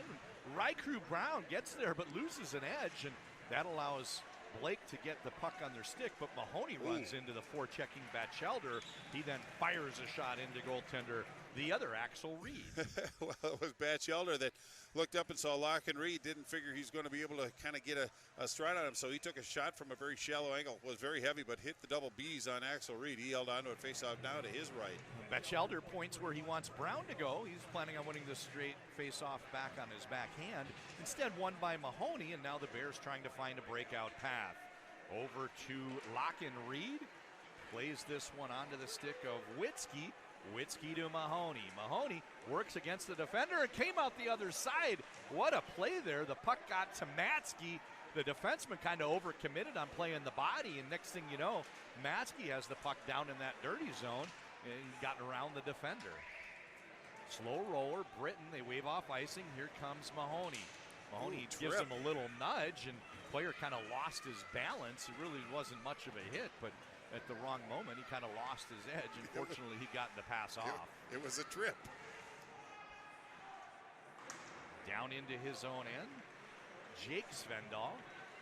Stretch pass. This one deflects all the way down off of Bloomstick to the end line. Pirgande. Nice exit. I use last names when I announce, but it's worth mentioning. His first name is Canyon. Yes, indeed. That's a fun one. Not quite as stylish as Bart, but something that'll work. No, I'm kidding, actually. It is a pretty cool name. Plus, he plays a pretty nice game, too, and he's been getting better as this year has been going on. But that's the wealth of riches that Lee Smith has. They're very well coached. They know what their role is. And but they could just roll them over at the center ice position on the Eden Prairie squad. Not unlike what Blake can do as well. Blake is not a one-line ensemble. They have some depth on this team, and that's what brings some charm to this game is two big heavyweights going at it on a Saturday night. It's interesting. We'll probably close out today talking about the section preview. You can see both of these teams are going at least 3 forward lines and using that third set of defense. They want to make sure if they need to put out some players that they've been tested during the year. One of the trip-ups could be if you run a 4D rotation and somebody gets injured late in the season, maybe you're down to 3D and you're throwing someone out that's untested and unproven. Both of these teams have played, all 6. I think it's expected you're going to see Middlestat and players like Langenbrunner, maybe a little more than average, but that third pair gets out for Eden Prairie, and third pair gets out for Blake as well. Well, that's why it's nice to get a 3 or 4 goal lead at certain times so you can work them over without too much pressure on them, put them in a position to succeed. What a beautiful play by Will Svendal to get the body. Middlestat brought the puck up ice against him. He's a super skilled forward, but Svendal knocked him off the puck, and it shows why he's going to be able to continue playing hockey post-high school. Steves gains the zone, and not so fast. He made a move and brought the puck back outside, and then he went back in. Here comes Mahoney. He's a fun one to watch, and Mahoney kind of skates over a fallen Busby, draws the tripping call, and it's a lot different mojo here for Connor Mahoney. It's the second time he drew a penalty tonight, and it seemed like the other night at St. Louis Park on Tuesday, no matter what happened to him, nobody got the gate. No, he's a fearless player, and he plays with some intensity, but it's Busby that took his feet out from under him, so it's going to be a power play for Blake. Really good time for Coach McClanahan and this Bears to get a man advantage. 9:29 left in regulation time, down by a goal, and it's Busby for a trip. Quite a bit of time left, but this is a big moment in the game. A power play goal would tie it here, and Bears have been unable to score earlier on their power play, and it was a real nice clean kill in the second period by the Eagles, who scored a goal to reopen their margin. Well, John, I'd venture to say that even though Blake's on the power play, they still have to mind their defensive responsibilities. The Eden Prairie team can score shorties as well. Saber runs into the blue line, gets it to Bloom, who dumps it in deep, and here's Mahoney. The aforementioned Mahoney fights a battle with Langfells, and 3 green jerseys, predictably, they're the ones that come out with the puck. Short pass to Mahoney. surveys the situation. Shot on goal, looking for the tip. Oh, it was a weak side rebound over to Matzke. He came in and didn't quite miss by much. The angle was running out, and he tried to fire it into that open goal, and she's almighty. That's about as good of a scoring chance as you'll see. And then he looked to the heavens after that. He wants that one back. Oh, watch behind the play. We had a couple players knotted up like a pretzel, and oh my goodness, everything but in the net there. There was a little forehand backhand thing there, Bart, where they couldn't quite get the puck onto the right side of the stick. It hit 3 sticks down low in the crease. Here comes Steve shorthanded. Enters the zone one-on-one. Beautiful shot blocked by Will Svendahl, and he's just been a stalwart back there this third period. He's outstanding defensively. 8 minutes to go in regulation. 35 seconds to go in this Blake power play. Miller out top to Dexheimer. Oh, what a big save here by Axel Rosenlund. Shot came in from Best and into the back of the net. Joe Miller. Joe Miller ties the game.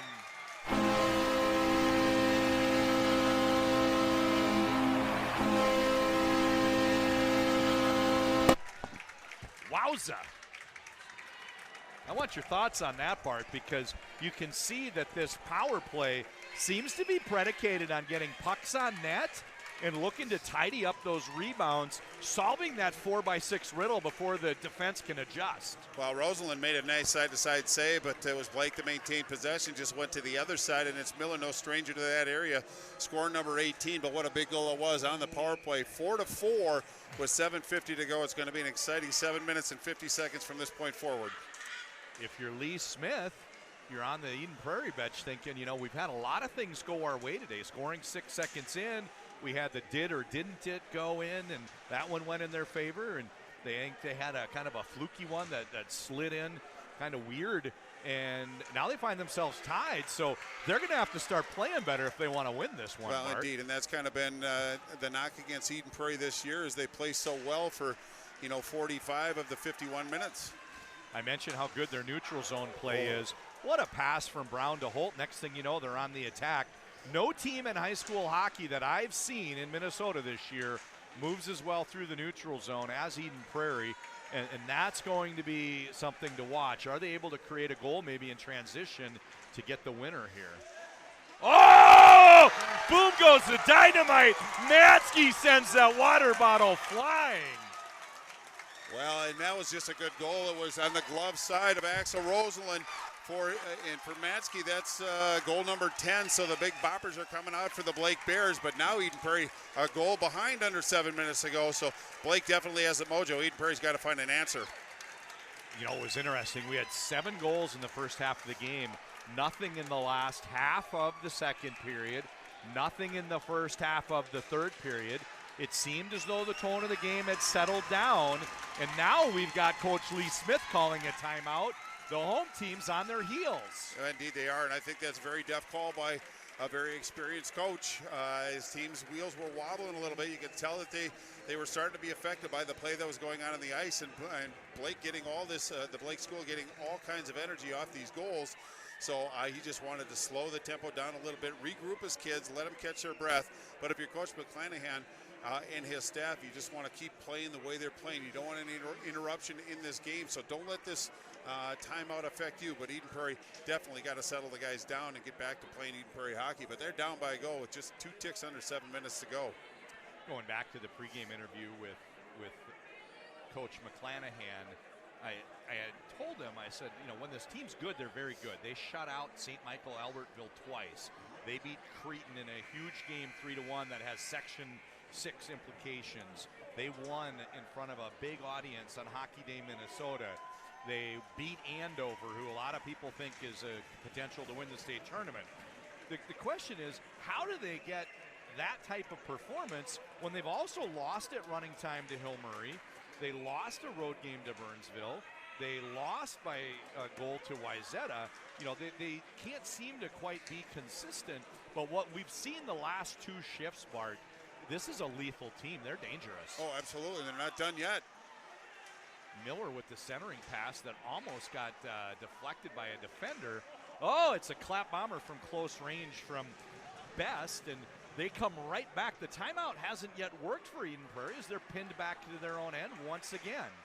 Good play over on the left defense by Will Svendal. Miller 2-on-1. Oh, off the stick of Saber. And oh boy, that would have been a dagger that could have given him a 2-goal lead with just 6 minutes to go. Luloff enters the zone, works against Svendal. Gets it to the goal. It bounces high into the air. And interesting sequence there as Dexheimer had to take a bat at it to knock it out to the corner. He might have saved a goal. That one was dangerously dropping. Maybe it was going to get behind the goaltender. Oh, that one slid through 2 players and the goaltender and went just wide of the mark. Goaltender Reed hadn't yet recovered into the goal, and it's a crazy little sequence. You can't complain about this one lacking excitement. No, you can't. They tip it all the way down. It's Langenbrunner to Steves.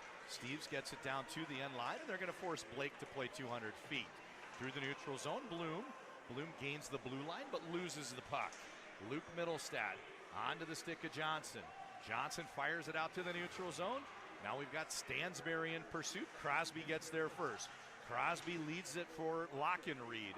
Lockenreed breaking it up in our direction. Shot from the blue line, Langfells, and it's up into the back netting. Boy, and I love the body language of Axel Reed, the goaltender for Blake. He looks very confident right now. Just effortlessly ramp that one up and out of play to relieve some pressure. Allow Coach McClanahan to get some fresh legs on, but it looks like Eden Prairie starting to maybe that timeout did kind of get some traction, but it took a little bit to get there. But another thing I'm concerned about is Axel Rosenlund, very busy in goal, very moving around a whole bunch, and normally his game's pretty quiet. So I think that this Blake third period has really affected this Eden Prairie team from top to bottom. Oh, great play here by Matsky to push it out to the neutral zone. And Bart, you're spot on about the delayed benefit of the offside. It wasn't the first shift, but it was that second shift where they really saw an uptick and have been pretty impressive in putting a lot of pressure on Blake. They still trail. We've hit the 5-minute mark. 5 minutes to go. Brown with a shot. Axel Reed with the save. And a lot of pressure on Reed right now. The game's kind of on his shoulders. If he keeps a shutout for 4:53, they're going to win this game. Well, indeed, and that was a quick offering by Riku Brown from a shallow angle, but there were some players in front of Axel Reed tried to go short side, but he held on to that face-off to his right. 4:53 left in regulation time. Blake holding on to 1-goal advantage, but Eden Prairie pressing.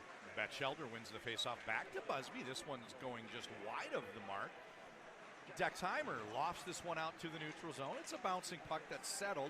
Eden Prairie regains the zone. Batchelder runs into some static, and now it's back to Busby. Busby D to D over to Langenbrunner. Langenbrunner gains the red line, dumps it in, and they're going to try to establish their forecheck. The retrieval rate on a dump-in, I think, is down to 20% in the NHL, and what you saw right there is an easy breakout for Dexheimer. 4 minutes, 20 seconds to go in regulation. Eden Prairie brings it out to neutral, but they have it turned over. It's dumped back in by Dexheimer and takes a funny little bounce. Axel Rosenlund has to play that. Steves, nice short touch pass. Just misses by inches. He intended to play Middlestat.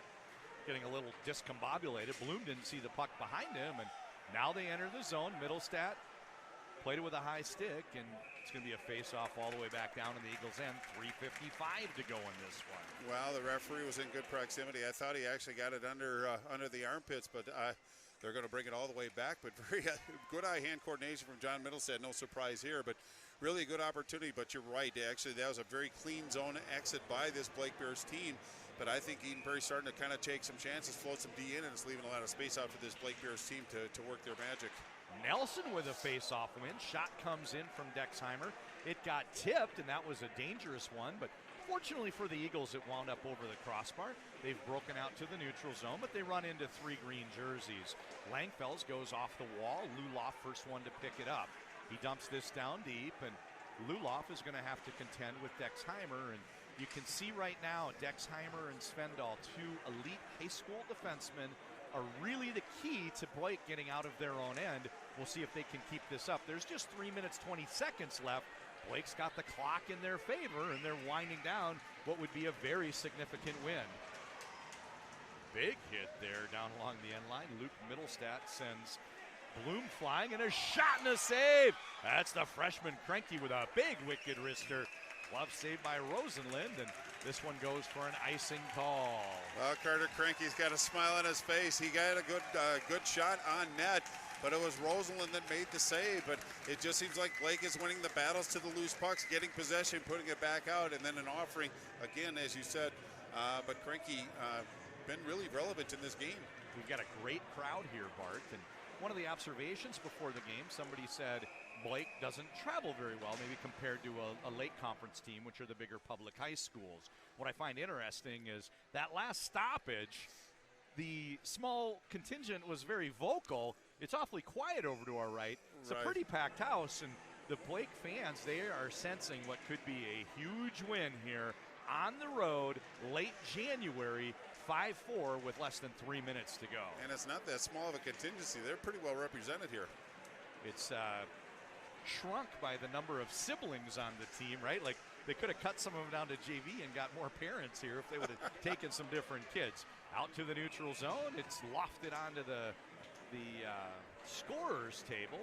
We get a stoppage with 2:30 to go. And I always talk late in a close game like this about what are the little wrinkles? What are the things a coach can do? You can obviously pull the goalie.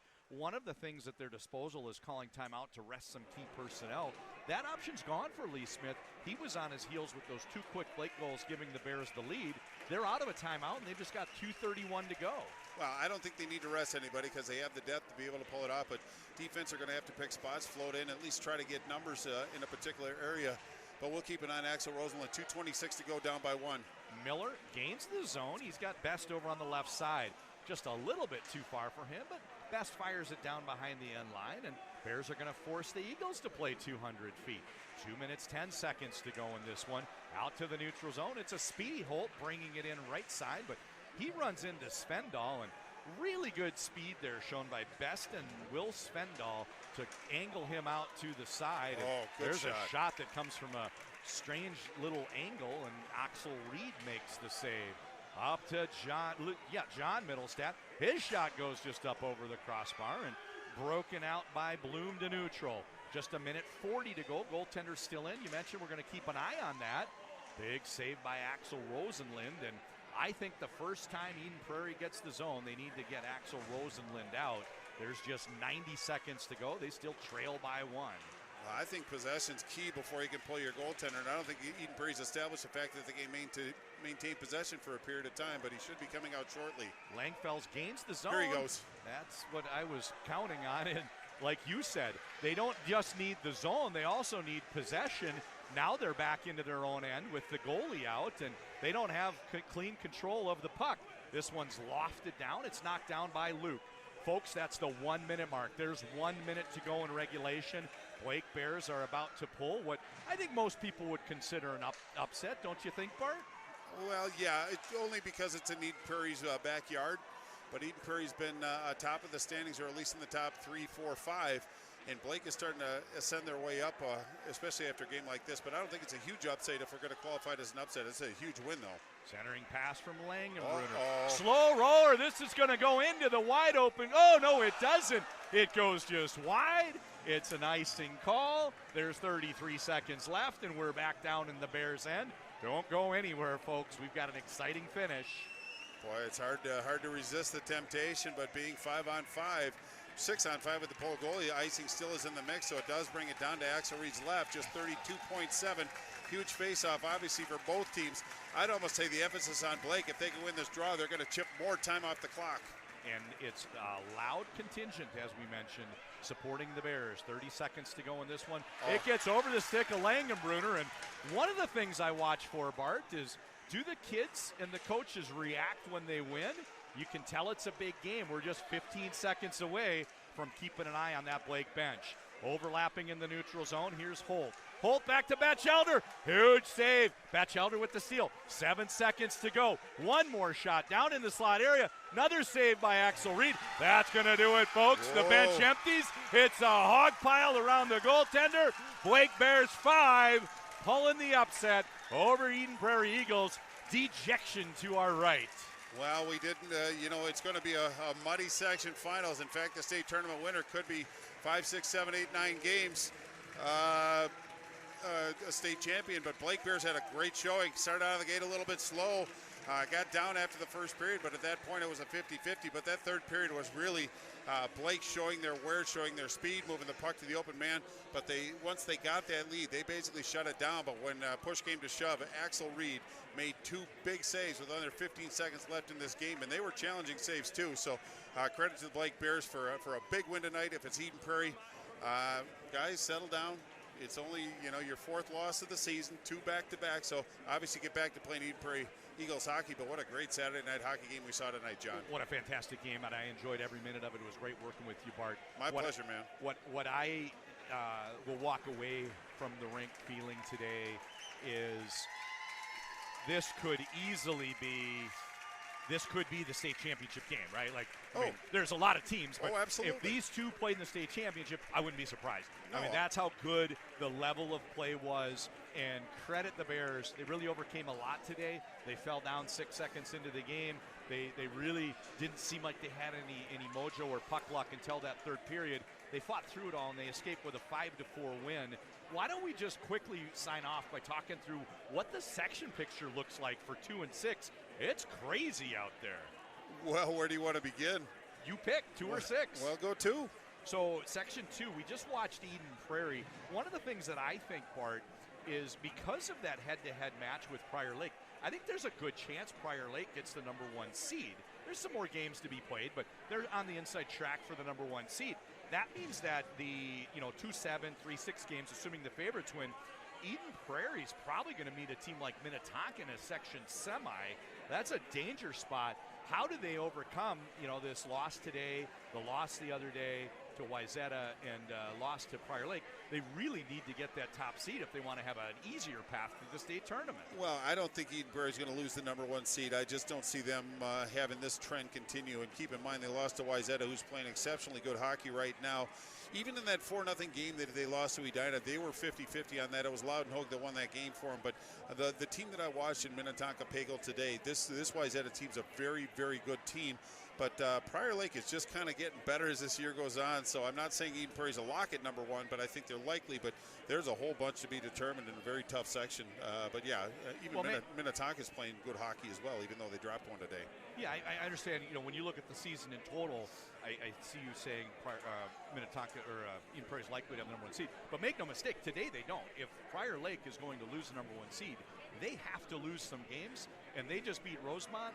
I didn't bring their schedule, but Prairie Lake is on the inside track right now, and this doesn't help the Eagles' I would be surprised. I would be surprised. I'm not saying you're wrong in any way, shape, or form, but Eden Prairie with 4 losses and the schedule that Eden Prairie plays and the successes that they've had, let's not, instead of looking at just the failures that Eden Prairie's had, look at the successes as well. But that's why other people figure it out, and I'm not involved in it, but it's going to be fun to see how that indeed plays out. We still have some hockey to play, but time is running out for these teams. Speaking about fun, let's take a look at Section 6. I don't know that Coach Rob McClanahan's appeal to be moved to a different section will be approved. So assuming it's not, that is just haywire. The 6 and 7 seeds are pretty good teams in their own. Holy Angels, they just beat convincingly Totino Grace, and Totino's been going head-to-head with Blaine. So, that's a pretty good 6 or 7 seed. I think St. Louis Park's the likely 6 seed, and St. Louis Park, is capable of pulling an upset in a 6-3 game. But what about the 4-5 game, and who's the number 1 seed? Blake has the win over Cretin, but they have the loss to Benilde, and I think a game like today helps them possibly get up to the number 1 seed. But if they go on a losing streak, they could fall away down to number 5. Well, indeed. I think Cretin and Blake is basically the argument for the first seed. I think Blake might, after this win today in a hostile environment, I just don't see Edina that high. I think Edina's going to be 4 or 5 just with the way that they've been playing. And Benilde is on the rise. Wayzata's playing better. St. Louis Park has a good goaltender. Holy Angels skated with Benilde St. Margaret's until the third period and kind of ran out of a little gas. But this is a very, very difficult section. That'll be a fun one to watch. It's going to be fun to see how it gets seeded. And the one thing that's interesting is Eden Prairie has beaten Wayzata twice. They have another game upcoming. But Wayzata's been more impressive of late in their other games, beating Eden Prairie and Minnetonka this week, who are not in their section. So it's kind of hard to make an argument for Wayzata ahead of Edina right now, but it would one more win from Edina, probably pushes Wayzata into that 4-5 game even though they have played very, very well, because as you mentioned, Blake and Cretin probably get the top two. Benilde fits in there somewhere, and I just don't see Benilde getting into the top two. The game to avoid is that 4-5, and you really don't want to go on the road. I've said it all year. There's going to be two teams, Bart. Both coaches are in the locker room thinking if we get hot at the right time, we could win 6 state and be state champions.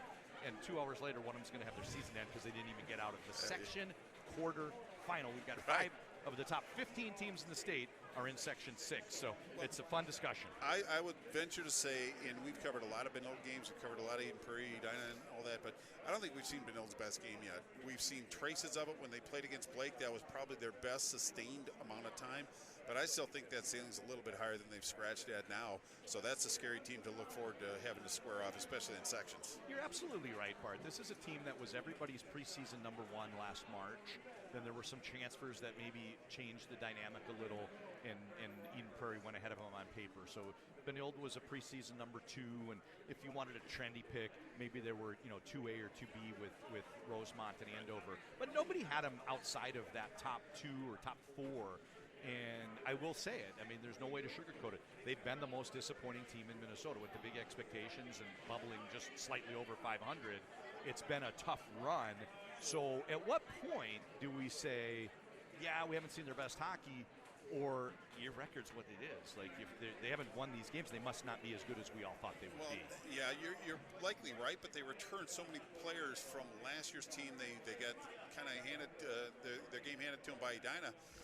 But a lot of people did last year, obviously, with Edina. But I think they're guilty of our expectations, not their own. I'm sure they expected to be successful, but just because we put them at number 1 doesn't mean they're necessarily the number 1 team. But then they start reading the headlines, they start thinking that all they have to do is show up. They don't bring their best game. But I have confidence that Coach Ken Pauly is going to get this team focused and back on the rails that Benilde St. Margaret's. But that is my dark horse to come out of Section 6. But boy, they have a lot of good teams to go through to make that happen. And that's one of the exciting things as you look at the rest of the way. These teams have great coaching. Lee Smith, 20 years. Kurt Giles, 20 years.